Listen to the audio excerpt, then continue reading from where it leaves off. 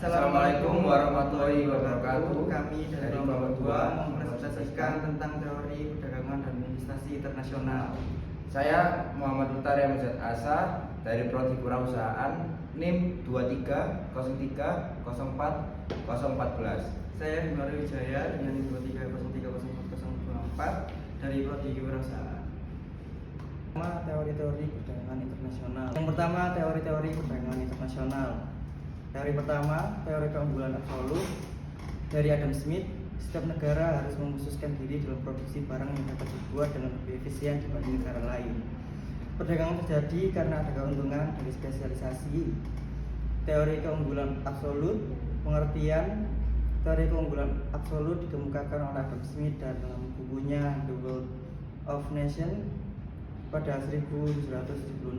Teori ini menyatakan bahwa satu negara memiliki keunggulan absolut dalam produksi suatu barang jika negara tersebut dapat memproduksi barang tersebut dengan biaya yang lebih rendah atau efisien yang lebih tinggi dibandingkan negara lain. Yang kedua, prinsip utama. Setiap negara harus mengkhususkan diri dalam produksi barang yang dapat dibuat dengan lebih efisien dibanding negara lain. Negara kemudian mengekspor barang yang memiliki keunggulan absolut dan mengimpor barang yang produksinya kurang efisien. Dengan cara ini, setiap negara mendapatkan manfaat dari perdagangan internasional karena masing-masing dapat memperoleh barang dengan harga lebih murah daripada jika mereka memproduksinya sendiri. Contoh, misalkan ada dua negara, Indonesia dan Jepang, yang memproduksi beras dan mobil. Negara produksi beras per jam, produksi mobil per jam. Indonesia 10 ton 2 unit, Jepang 6 ton 8 unit. Keunggulan absolut Indonesia dalam produksi beras karena dapat menghasilkan lebih banyak beras per jam dibanding Jepang. Keunggulan absolut Jepang dalam produksi mobil karena Jepang bisa memproduksi lebih banyak mobil per jam dibanding Indonesia. Teori kedua, keunggulan komparatif oleh David Ricardo. Bahkan jika suatu negara tidak memiliki keunggulan absolut, ia tetap bisa memperoleh manfaat dari perdagangan dengan mengkhususkan diri dalam barang yang memiliki keunggulan komparatif atau biaya peluang lebih rendah. Teori keunggulan komparatif dikembangkan oleh David Ricardo dalam bukunya On the Principles of Political Economy and Taxation pada 1817. Teori ini menjelaskan bahwa perdagangan internasional tetap menguntungkan meskipun suatu negara tidak memiliki keunggulan absolut dalam produksi barang apapun.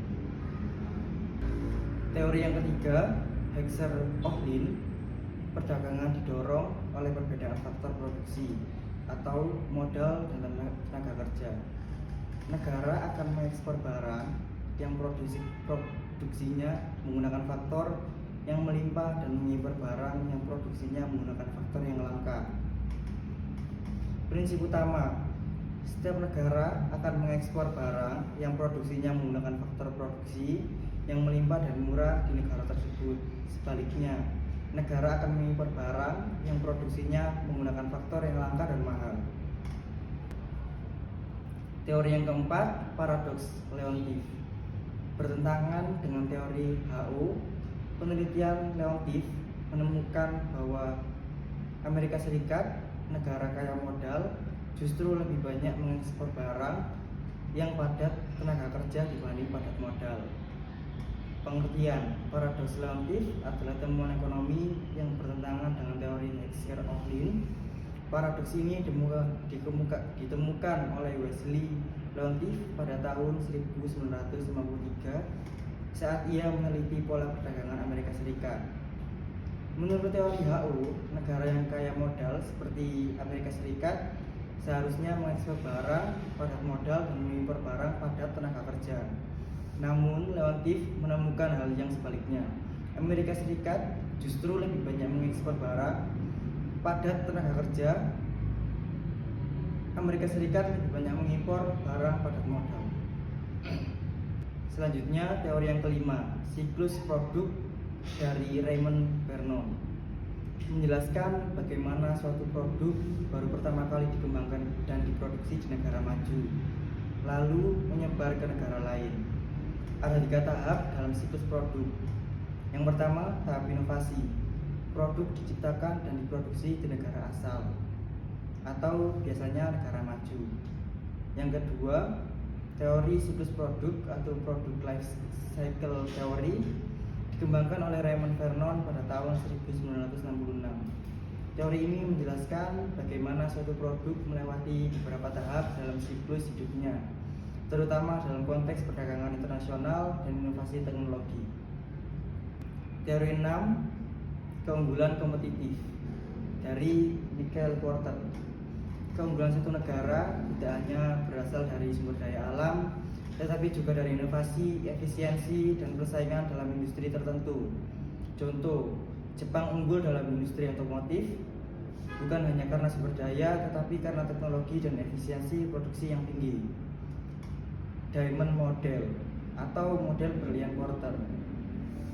Porter mengembangkan model berlian untuk menjelaskan faktor-faktor yang menentukan keunggulan kompetitif suatu negara. Faktor condition, kondisi faktor produksi. Faktor produksi yang tidak hanya terbatas pada sumber daya alam dan tenaga kerja murah, tetapi juga mencakup infrastruktur teknologi dan keahlian tenaga kerja. Teori yang ketujuh, permintaan representatif, dari Linder Hypothesis dan Stefan B. Linder. Teori ini berpendapat bahwa perdagangan lebih mungkin terjadi antara negara-negara dengan tingkat pendapatan yang mirip karena mereka memiliki pola permintaan yang serupa. Contoh, negara maju seperti Jerman dan Prancis cenderung berdagang satu sama lain karena permintaan akan barang berkualitas tinggi lebih besar dibandingkan dengan negara berkembang. Teori 8, gravitasi perdagangan, dari Jan Tinbergen. Volume perdagangan antara dua negara dipengaruhi oleh ukuran ekonomi atau PDB dan jarak geografis. Negara dengan ekonomi besar dan berdekatan lebih cenderung berdagang satu sama lain. Contoh, Indonesia lebih banyak berdagang dengan Malaysia dan Singapura dibandingkan dengan negara yang lebih maju, lebih jauh seperti Brasil. Selanjutnya teori ke-9, intra-industry trade, dari Paul Krugman dan New Trade Theory.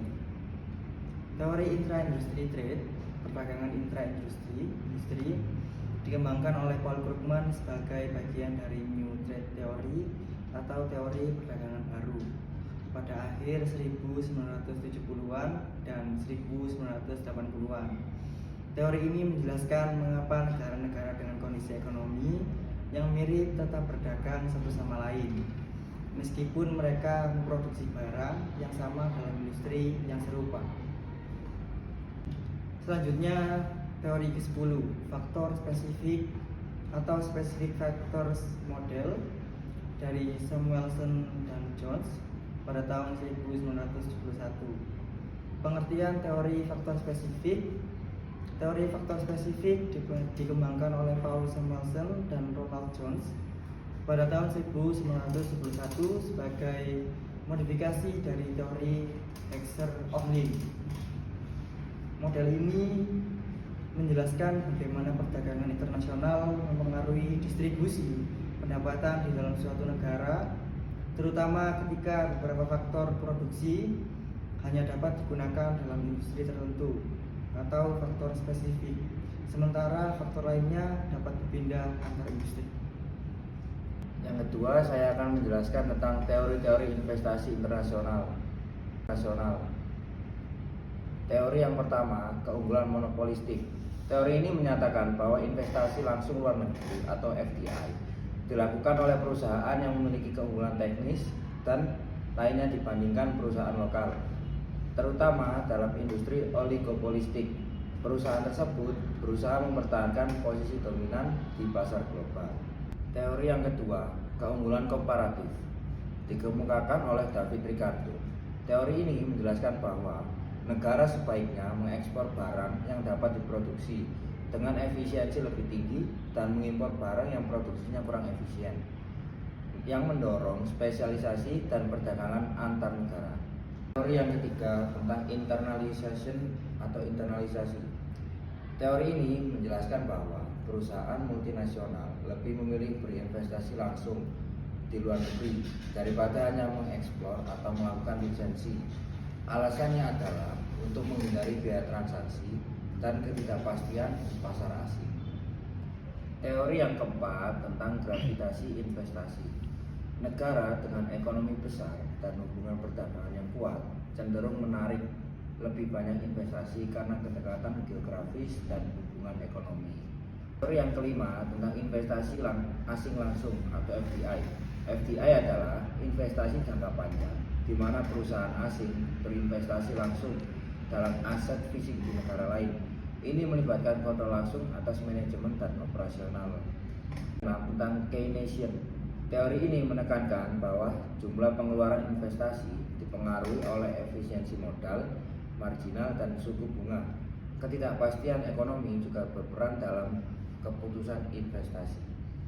Teori yang ketujuh tentang keunggulan spesifik perusahaan, Firm Specific Advantage Theory. Teori ini menyatakan bahwa perusahaan yang berinvestasi di luar negeri memiliki keunggulan tertentu seperti teknologi, merek, atau manajemen yang lebih baik, sehingga mereka dapat bersaing di pasar internasional. Selanjutnya, teori ke-8 membahas tentang arus modal, Capital Flow Theory. Teori ini menjelaskan faktor-faktor yang mempengaruhi aliran modal antar negara, termasuk perbedaan tingkat bunga, resiko politik, dan stabilitas ekonomi. Negara yang menawarkan imbal hasil lebih tinggi atau lebih rendah, resiko politik akan lebih menarik bagi investor internasional.